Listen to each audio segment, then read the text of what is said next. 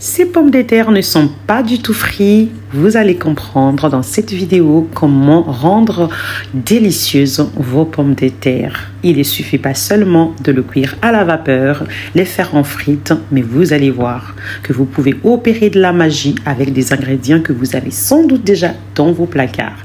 Bonjour à tous et bienvenue sur Petit Plat, je m'appelle Valia. Donc, je me retrouve avec 1,5 kg de pommes de terre préalablement épluchées pour gagner du temps. Alors, comme sur la vidéo, je vais découper ma pomme de terre en 6 parts. Ces 2 parts qui ne sont pas très petites. Faites attention parce que si vous le découpez trop petites, elles vont se casser, je voulais dire. Donc 6 parts qui ne sont pas assez fines, donc vous pouvez voir que c'est assez épaisse pour ne pas se briser. Alors n'oubliez pas que le pomme de terre s'oxyde, laissez-les tremper dans l'eau le temps qu'on prépare la marinade. Oui, vous allez dire encore la marinade. Oui, dans ces mondes, c'est ces petits gestes qui rendent le monde agréable.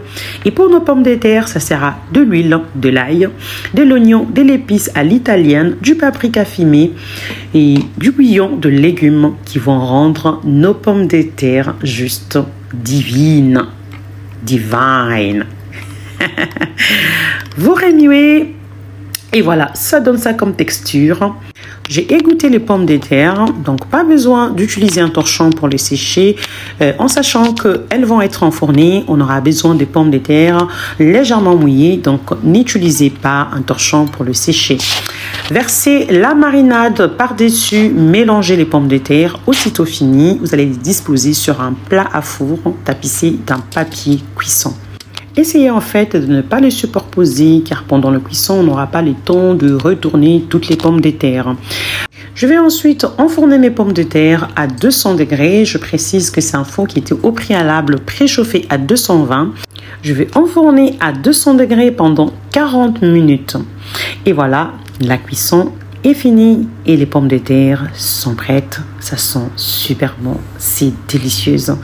Essayez ces pommes de terre et vous allez me remercier.